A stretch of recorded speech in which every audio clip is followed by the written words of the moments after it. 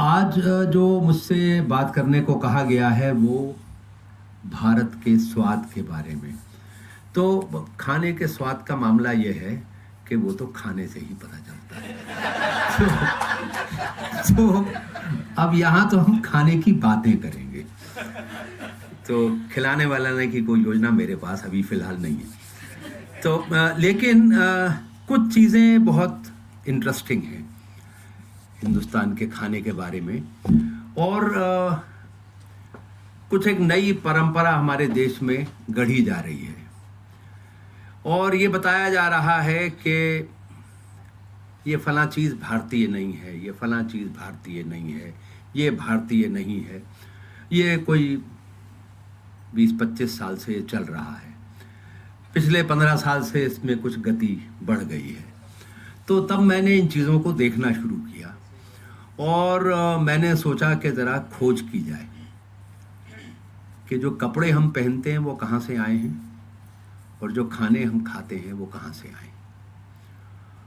और ये इस खोज की ज़रूरत इसलिए पड़ी कि मेरा ये मानना है कि शुद्धता नहीं होती, कोई चीज़ शुद्ध नहीं होती।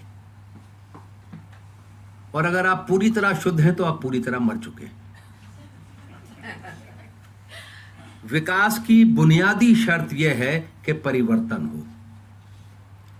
जिस चीज में परिवर्तन नहीं हो रहा वो जड़ है, वो खत्म हो चुकी है। अगर कोई चीज बदल रही है वो बुराई की तरफ भी जा सकती है और अच्छाई की तरफ भी जा सकती है। किस सिमत में जा रही है ये हमको देखना है, लेकिन अगर उसमें परिवर्तन नहीं हो रहा तब तो वो निश्चित रूप से मर चुकी है। तो ये जितना जीवन के बारे में सच है उतना ही खाने के बारे में सच है। मिसाल के तौर पर आपका पड़ोसी राज्य है गुजरात, आजकल वो बहुत चर्चा में रहता है अनेक कारणों से। तो उसमें मैं एक बार एक वर्कशॉप में गया हुआ था, तो बहुत सारे कॉलेज के यूनिवर्सिटी के स्टूडेंट्स थे। तो मैं उनसे खाने के बारे में बात कर रहा था। खाने के बारे में मैं बात बहुत करता हूँ, खाना पका भी लेता हूँ पर ज़्यादातर खाने के बारे में बात करता हूँ।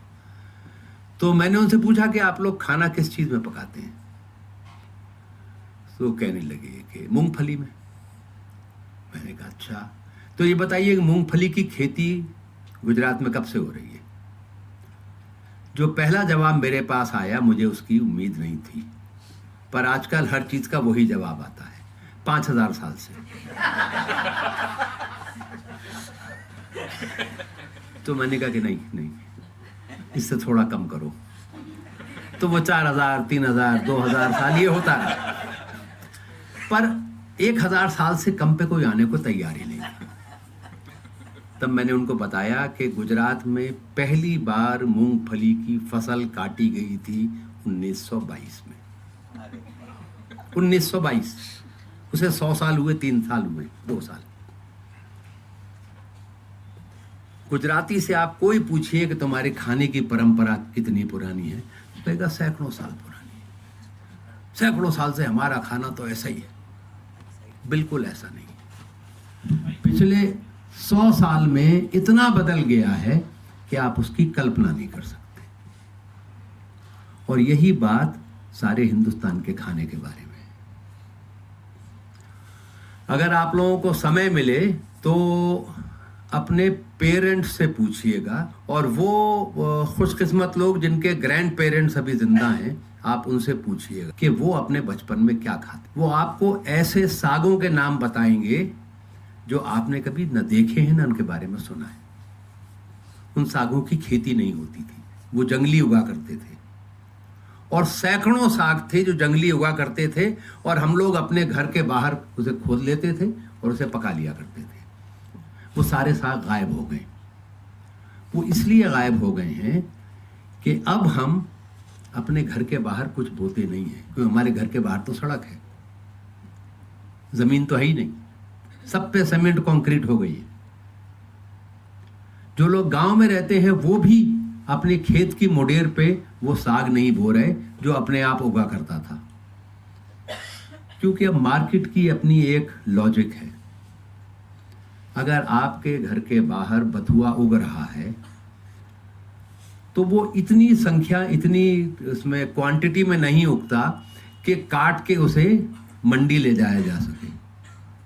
अगर वो मंडी पहुंच भी गया और होलसेलर ने खरीद लिया और फिर रिटेलर ने खरीद लिया और फिर रिटेलर उसको आपकी गली में जब तक लेके आएगा वो सड़ चुका होता है। तो बहुत सारे साग जो आयरन में बहुत रिच होते हैं, और सारे साग आयरन में रिच होते हैं, और हमारे देश की महिलाओं का 80% से ज़्यादा आयरन डेफिशिएंट है। वो कमी हमारे देश में सागों से पूरी होती थी और अब साग गायब हो गए। तो ये जो परिवर्तन हो रहे हैं, ये जो मार्केट इकोनॉमी चल रही है और रोज ज़्यादा से ज़्यादा प्रभावशाली होती जा रही है, उसका नतीजा ये है कि हम लोग ग्रीन वेजिटेबल्स कम खाते हैं। आप किसी रेस्टोरेंट में चले जाइए, वहाँ एक लिस्ट होगी, उसमें लिस्ट में सबसे ऊपर लिखा होता है इंडियन। मुझे पता नहीं यहाँ ये परंपरा पहुँची है कि नहीं पहुँची है, पर दिल्ली में तो हर रेस्टोरेंट में यही होता है। इंडियन का मतलब वेजिटेरियन। कब से हो गया मुझे नहीं पता, लेकिन अब हो गया। फिर आप देखिए, पनीर मसाला, पनीर भुजिया, शाही पनीर, मशरूम पनीर, मटर पनीर, कढ़ाई पनीर, पालक पनीर, सब्जी कहाँ है? सब्जी का पनीर तो सब्जी नहीं है, और मटर हिंदुस्तानी सब्जी नहीं है। आलू मटर होता है, उसमें आलू हिंदुस्तानी नहीं है, और मटर इंग्लैंड से आया है और आलू दक्षिणी अमेरिका से आया है, और उसमें वो होती है मशरूम जो फफूंदी होती है, असल में फंगस है। वेजिटेबल कहाँ है? और आप कहते हैं कि हिंदुस्तानी तो वेजिटेरियन है, तो कहाँ है वेजिटेबल? करेला किसी रेस्टोरेंट में नहीं मिलता। गोभी मिलती है, वो हिंदुस्तानी नहीं है, वो फ्रांस से आई है। पत्ता गोभी मिलती है कभी कभी सलाद की शक्ल में, वो इंग्लैंड से आई है। हमारी सब्जियां कहाँ हैं? बैंगन हमारी सब्जी है हिंदुस्तान की, और हिंदुस्तान से दुनिया भर में गई है, लेकिन यहाँ कितने लोग बैंगन खाते हैं? बहुत रिच सब्जी है, बहुत वेरिएशंस उसमें बन सकते हैं। पूरे स्पेन में, पुर्तगाल में, फ्रांस में, सब जगह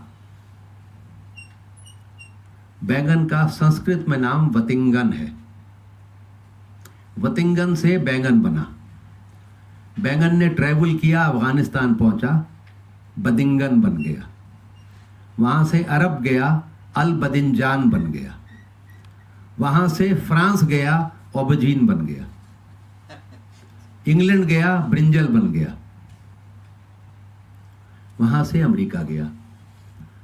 अमेरिका के लोग अजीबो गरीब हैं। इस पूरी जर्नी में वो जो बैंगनी रंग का बैंगन होता है, वो सफ़ेद रंग का बैंगन हो गया। एक सफ़ेद बैंगन होता है छोटा सा, उसने अटलांटिक ओशन पार किया, कोई ले गया उसको, अमेरिका पहुंचा। अमेरिकनों ने उसको नाम दिया एग प्लांट। उसकी शक्ल कुछ अंडे जैसी होती है। एग प्लांट बाद में हिंदुस्तान वापस आ गया। हाँ, और जैनी उसको नहीं खाते क्योंकि उसकी शक्ल अंडे जैसी होती है। तो अब आजकल क्या हो रहा है? आजकल अमेरिकन हमसे कह रहे हैं कि बीटी ब्रिंजल बो। आपने नाम सुना है बीटी ब्रिंजल का? बीटी ब्रिंजल की खेती करो। आप में से जिसका भी कोई भी ताल्लुक खेती से है, आप लोग जानते होंगे, घर में भी अगर आपने गमलों में बैंगन लगाया है तो उसमें बरसात के समय में कीड़ा पड़ जाता है। छोटा सा कीड़ा होता है, उसके अंदर सुराख कर लेता है। जब आप बैंगन काटते हैं उसके अंदर वो खोखला निकलता है, उसके अंदर रास्ते बने हुए होते हैं जिसमें उस कैटरपिलर ने खा लिया। उस कैटरपिलर को मारने के लिए बैंगन के डीएनए के साथ इंटरफियर किया गया है। बैंगन वेजिटेबल है, उसमें एक पेस्टिसाइड जो केमिकली अलाइव पेस्टिसाइड है, वो उसके डीएनए में डाल दिया गया है। उस बैंगन में कीड़ा कभी नहीं लग सकता।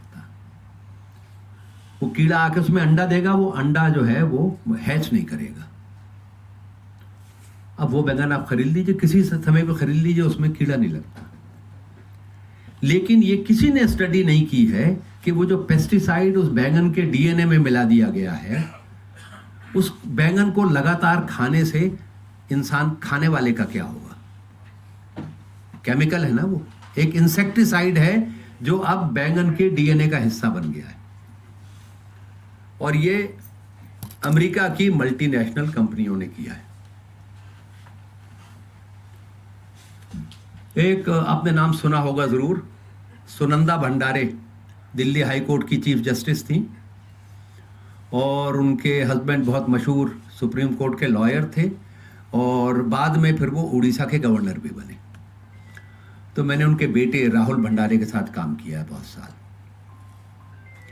तो राहुल ने मुझे बताया कि एक बार उनको मिनिस्टर ऑफ एग्रीकल्चर से मिलना था किसी सिलसिले में, तो वो मिलने गए हुए थे। इतने में एक अमेरिका से एक डेलीगेशन आया और उनका अपॉइंटमेंट था। उन्होंने कहा 5 मिनट बैठो, मैं इनसे ज़रा बात कर लूँ। तो ये जो डेलीगेशन आया था, ये एक मल्टीनेशनल कंपनी का डेलीगेशन था, और उन्होंने हेल्थ मिनिस्टर के पास, और उन्होंने कहा कि हमने केले के डीएनए के साथ थोड़ी सी छेड़छाड़ कर दी है। अब ये जो केला है, अगर कोई बच्चा उसे खा ले तो उसे कभी पोलियो नहीं होगा।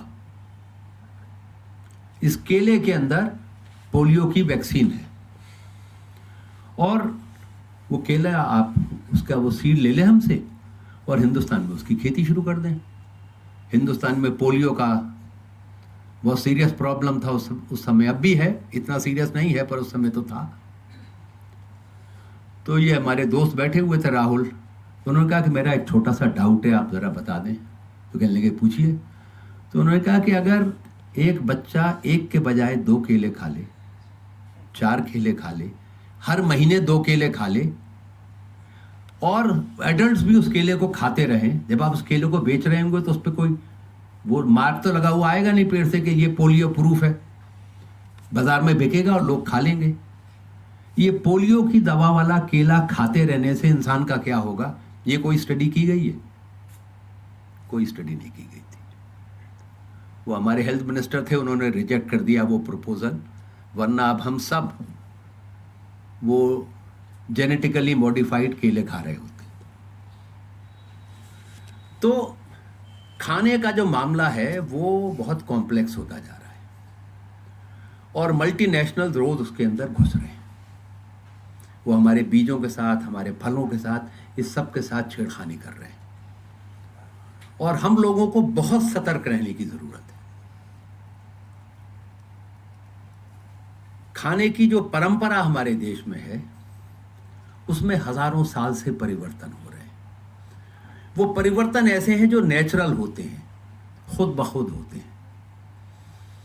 जैसे आप गुजरात के कोस्ट से शुरू करें और सिर्फ समुद्र तट पे ट्रैवल करते रहें कन्याकुमारी तक, और फिर आप नॉर्थ पे ट्रैवल करें और म्यांमार के बॉर्डर तक पहुंच जाएं। इस पूरे इलाके में जितने लोग रहते हैं, इनका बहुमत चावल खाने वालों का है। इसके अलावा सारे हमारे आदिवासी लोग चावल खाते हैं, मुख्य रूप से चावल खाने वाले लोग। उत्तर भारत में गेहूं खाया जाता है।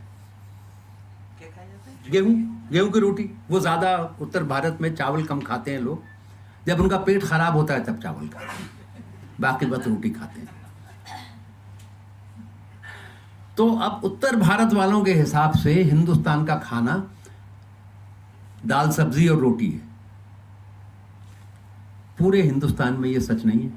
हिंदुस्तान के बड़े हिस्से में लोग चावल ज़्यादा खाते हैं और गेहूं कम खाते हैं।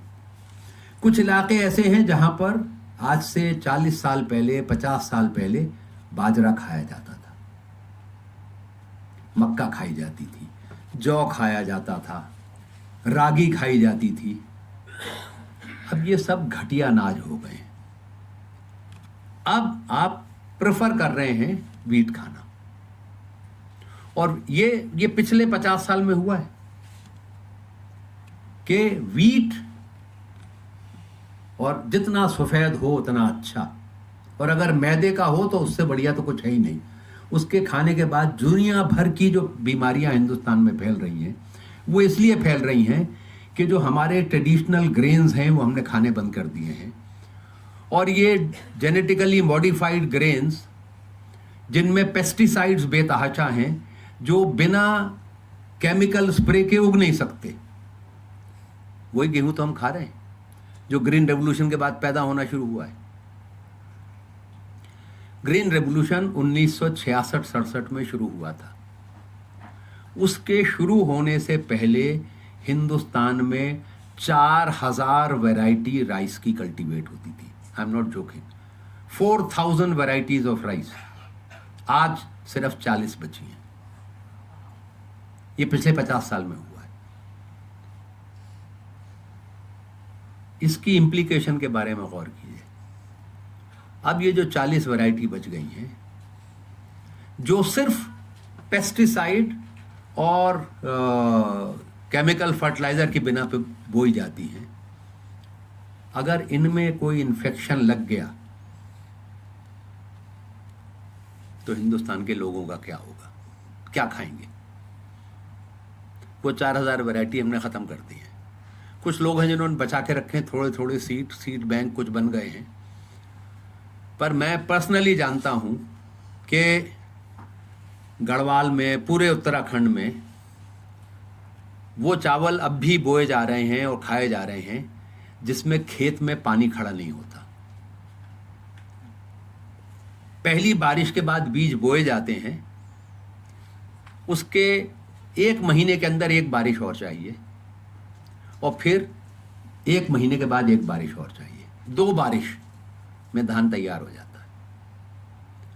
खेत में पानी भर के जो आप धान बो रहे हैं, ये हिंदुस्तानी तरीका नहीं है।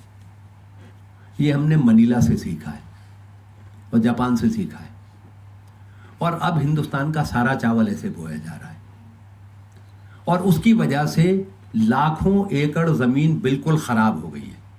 पंजाब में ख़ास तौर से, पंजाब में वो ज़मीन ही नहीं है जिसके अंदर आप पानी भर के रखें।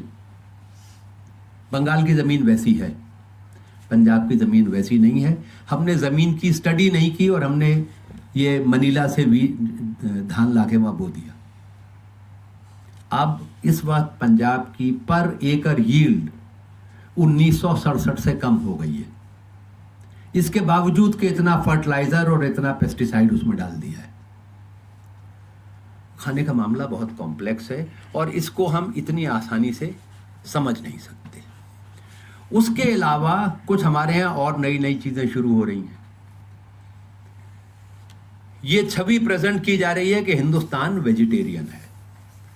हम तो वेजिटेरियन हैं जी। जिस दिन समय हो आपके पास तो महाराष्ट्र का मैप लेके बैठिएगा, या महाराष्ट्र की एंथ्रोपोलॉजिकल रिपोर्ट्स देखिएगा, और फिर कम्युनिटीज आइडेंटिफाई कीजिए।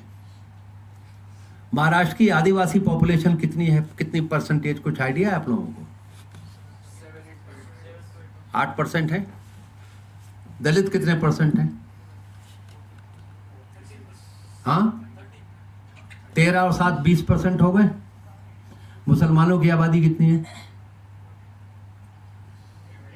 हाँ, तो 20 30 34% हो गए। तो दलित हो गए, मुसलमान हो गए, नहीं आदिवासी हो गए, दलित हो गए और मुसलमान हो गए। क्रिश्चियंस कुछ होंगे 1-2%, पारसी कुछ हजार। उसके अलावा अदर बैकवर्ड कास्ट, क्षत्रिय, सारस्वत ब्राह्मण, मैं उनकी लिस्ट बता रहा हूं जो सब मीट खाने वाले, ये सब मीट खाने वाले। शाकाहारी कौन है महाराष्ट्र में? ब्राह्मण कितने परसेंट हैं? जो डिस्कोर्स है डोमिनेंट वो ये है कि हम तो वेजिटेरियंस हैं, वास्तविकता ये नहीं है। हिंदुस्तान की आबादी का 65% से ज्यादा हमेशा से मीट खाने वाले रहे। कोस्ट के साथ जो लोग रहते हैं वो तो मछली खाते ही हैं। महाराष्ट्र का जो सी कोस्ट है वहां रहने वाले सब मछुआरे हैं, सब घाटी, ये सब लोग मछली खाते हैं। उनकी कोई भी जाति हो, कोई भी धर्म हो, मीट खाते हैं। मतलब अगर आप मछली को मीट ना माने तो अलग बात है। तो कुछ लोग कहते हैं कि वो मीट नहीं होती, वो तो जल तोरी है। तो हाँ, तो ये आप हिंदुस्तान के हर राज्य की आप ब्रेकअप कर लीजिए, कास्ट का, रिलीजन का और उनकी फूड हैबिट्स से कंपेयर कर लीजिए, and you will find that a majority in every state including Gujarat are non vegetarian. Gujarat में 65% लोग मीट खाने वाले हैं। लेकिन आपको क्या पता चलता है? फरसान, हम तो फरसान खाते हैं, हम तो वेजिटेरियन हैं, बिल्कुल शाकाहारी। पापड़ा और ढोकला, ऐसा है नहीं। ये जो पूरा का पूरा डिस्कोर्स है, ये बहुत खतरनाक डिस्कोर्स है, क्योंकि साथ में ये बताया जा रहा है कि शाकाहारी लोग शांति प्रिय होते हैं। हमने कभी किसी पे हमला नहीं किया। ये इतिहास की को एक नया रंग दिया जा रहा है। हमने कभी किसी पे हमला नहीं किया, हम तो शांति प्रिय लोग हैं। अगर किसी पे हमला नहीं किया तो वहां पूरब में बहुत दूर समुंदर पार करके इंडोनेशिया में रामलीला कैसे होती है, वहां कैसे पहुंच गई,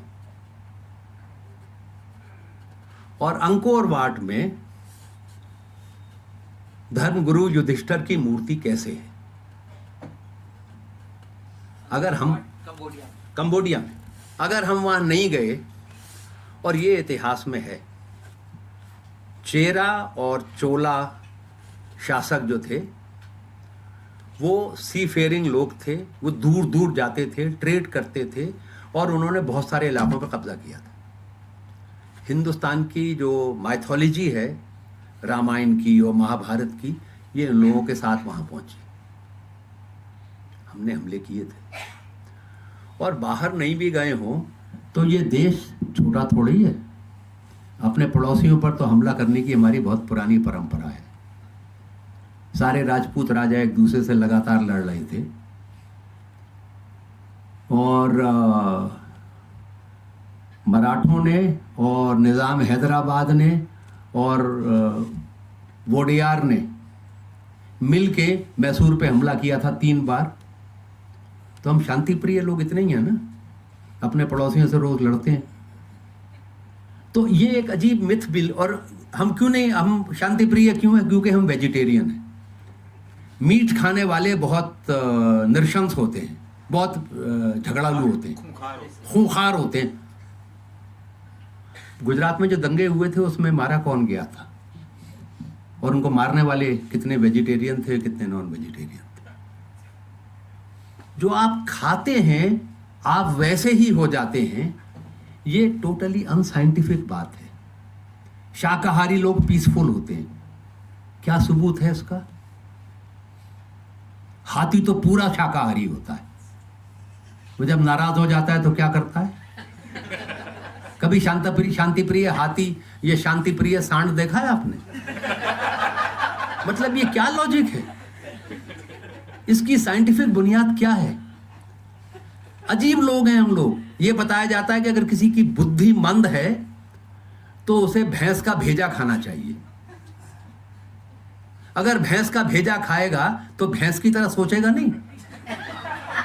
मतलब उसके भैंस का भेजा खा के उसकी बुद्धि कैसे तीव्र हो जाएगी? घुटने खराब हैं तो उसके पाए खाओ,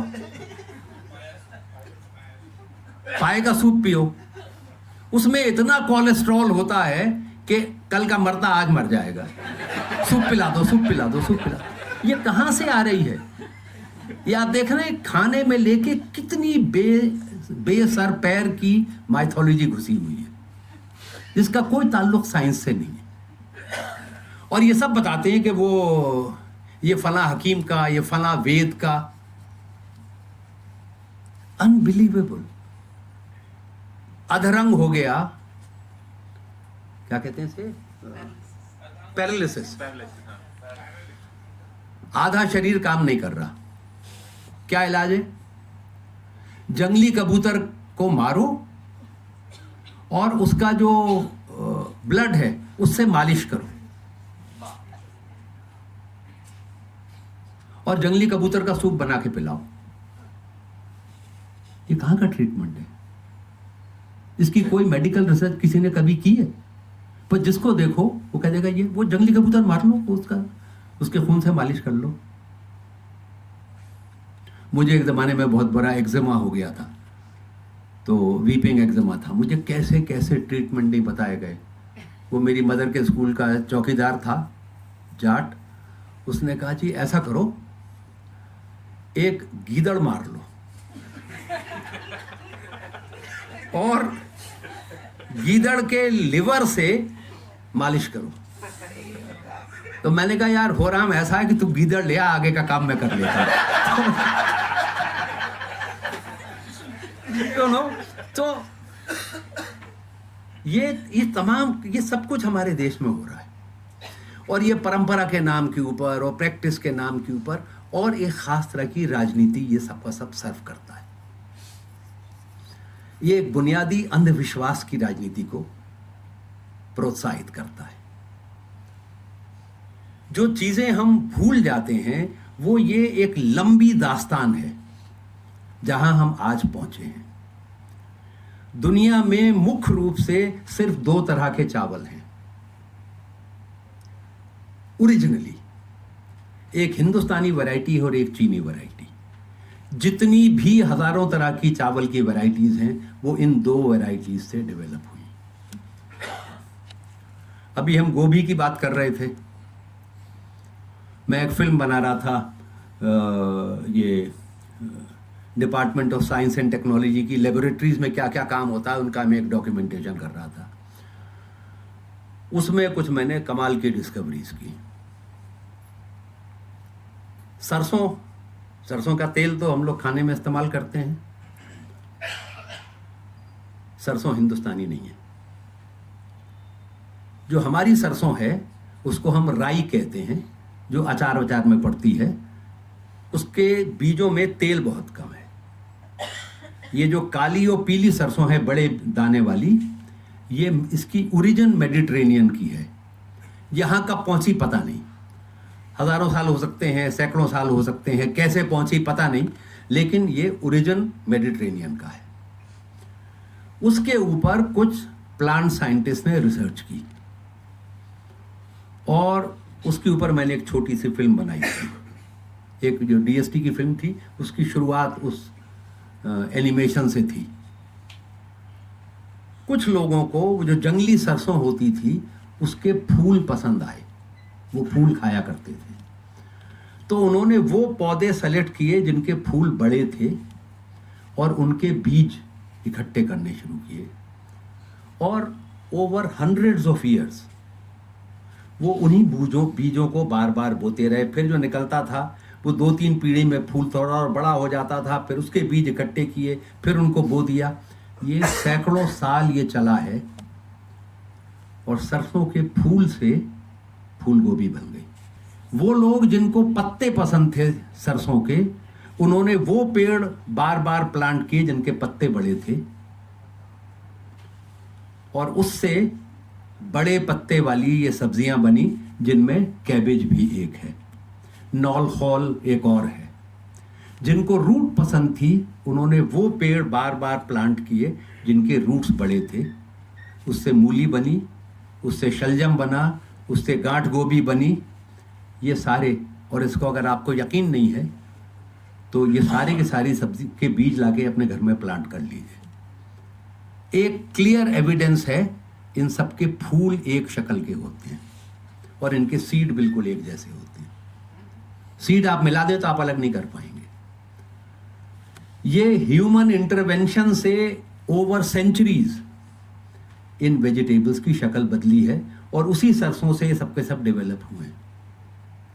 एक वो प्रोसेस है जो natural selection with human intervention हो रहा है, और दूसरा वो है कि हम उसका डीएनए ब्रेक डाउन करते हैं और उसके अंदर कुछ और इंसर्ट करके और उसे बीटी ब्रिंजल बना के, और आप महाराष्ट्र के लोग हैं, मुझे आपको बताने की ज़रूरत नहीं है कि बीटी कॉटन से हमारे किसानों का क्या हुआ है।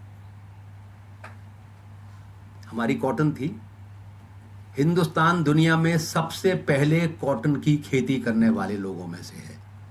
मोहनजोदाड़ो के समय से हम कॉटन की खेती कर रहे हैं, और अब हमको बताया जा रहा है कि हमको अमेरिकन कंपनी से कॉटन के सीड खरीदने हैं।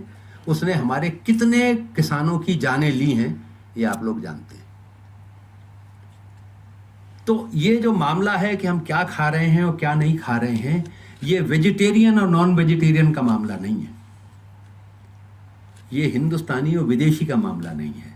ये हमारे देश में जो वेजिटेबल्स इवॉल्व हुई हैं उनको कैसे सिस्टमेटिकली डिस्ट्रॉय किया जा रहा है मल्टीनेशनल्स के द्वारा, सवाल वो है।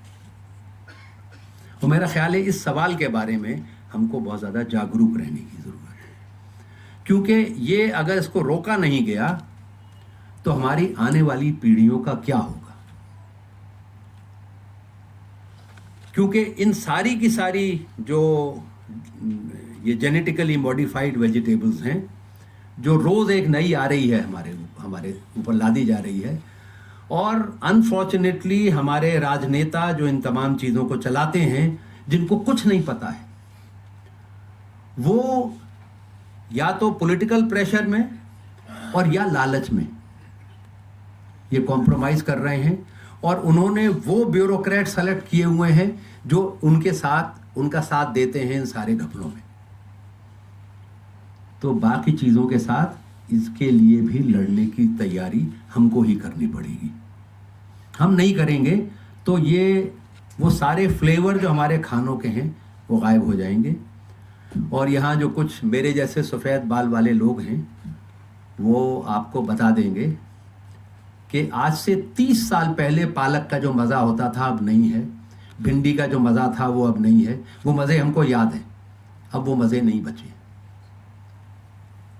ये सारी की सारी चीज़ें केमिकल्स से लोडेड हैं, पेस्टिसाइड्स से लोडेड हैं, और इनमें वो सारे जो न्यूट्रिएंट्स हुआ करते थे नेचुरली वो नहीं है, इनमें कुछ और है। और ये जो सारी अजीब तरह की बीमारियां इस देश में फैल रही हैं और पूरे थर्ड वर्ल्ड में फैल रही हैं, वो बहुत सारी इस कारण हो रही हैं। और मैं ये खाने की बात कम कर रहा हूँ, दुख देने वाली बातें ज़्यादा कर रहा हूँ, तो मैं दुख देने वाली एक बात आपको और बता दूँ। वो मुझे पता नहीं आप लोगों ने नोट किया है कि नहीं, हिंदुस्तान का जो सबसे ज़्यादा फर्टाइल लैंड है पूरे हिंदुस्तान में, जहाँ फर्टाइल लैंड है शहरों के आसपास, वहाँ क्या हो रहा है? वहाँ बिल्डिंगें बन रही हैं। जो बंजर ज़मीन है जिस पे खेती कभी नहीं होती, वहाँ आप ये इंस्टीट्यूट्स नहीं बना रहे हैं, वो आप बम्बई से निकल के बना रहे हैं, वो आप बेंगलोर से निकल के बना रहे हैं, वो दिल्ली से निकल के बना रहे हैं। ये सब फर्टाइल लैंड है। ये एग्रीकल्चरल लैंड जिसके ऊपर ये बिजनेस मैनेजमेंट के इंस्टीट्यूट्स बनाए जा रहे हैं और ये प्राइवेट मल्टीनेशनल के जो मेडिकल कॉलेज बनाए जा रहे हैं, इससे जो लॉस हो रहा है उसकी भरपाई कैसे होगी? उसकी भरपाई की योजना बन गई है। हमारे देश के बड़े बड़े पूंजीपति, जिनमें गोदरेज हैं, जिनमें अडानी हैं, जिसमें टाटा हैं, इन्होंने लाखों एकड़ ज़मीन अफ्रीका में खरीदी है। हम तो शायद नहीं रहेंगे, लेकिन आप लोगों के जीवन में ये आ जाएगा। वहाँ पे सब्जी और अनाज की खेती होगी और उसके ऊपर कोई कंट्रोल नहीं होगा। वो सब जेनेटिकली मॉडिफाइड वेजिटेबल्स वहाँ उगाई जाएंगी और वो हिंदुस्तान में डंप की जाएंगी, और हमारे किसानों के बच्चे सिर्फ डिलीवरी बॉयज बना दिए जाएंगे, जो उनको बनाया जा रहा है। तो ये गेम है। which is slowly folding out on a daily basis. और हम इसी झगड़े में लगे रहेंगे कि शाकाहारी अच्छे होते हैं कि नहीं होते। हमको ये घुट्टी रोज़ पढ़ाई जाएगी। शाकाहार और सामेश और निरामिष भोजन का जो युद्ध है उसको लेके हम दंगे कराते रहेंगे और पीछे पीछे पीछे पीछे ये होगा। तो ये है असल खतरा। तो बजाय इसके कि मैं वो बातें करता जो की जा सकती हैं, जैसे जलेबी हिंदुस्तानी नहीं है, टर्की से आई है, उसका नाम भी टर्किश है। और अगर आप लोगों का बंगाल से कोई कभी संपर्क हुआ है तो आपको पता होगा कि वहाँ एक मिठाई होती है जो संदेश कहलाती है। संदेश का विकास इसलिए हुआ कि बंगाल के लोग बंगाल से बाहर निकल के इलाहाबाद में और बनारस में बस गए। जब शादी का न्योता इनविटेशन भेजा जाता है तो उसके साथ कुछ मीठा भेजा जाता है और मीठा ख़राब हो जाता था। तब ऐसा मीठा बनने लगा जो हफ्तों रखा जा सकता है बिना फ्रिज के। वो इनविटेशन के साथ जाता था, इसलिए उसे संदेश कहते हैं जी। तो उड़ीसा और बंगाल के लोग लड़ रहे हैं रोज कि रसगुल्ला हमारा है। बंगालियों ने पहले क्लेम डाल दिया, वो उनको ज्योग्राफिक इंडिकेटर चाहिए था कि रसगुल्ला बंगाल की ईजाद है, और 2-3 नाम भी बता दिए, इन्होंने बनाया था।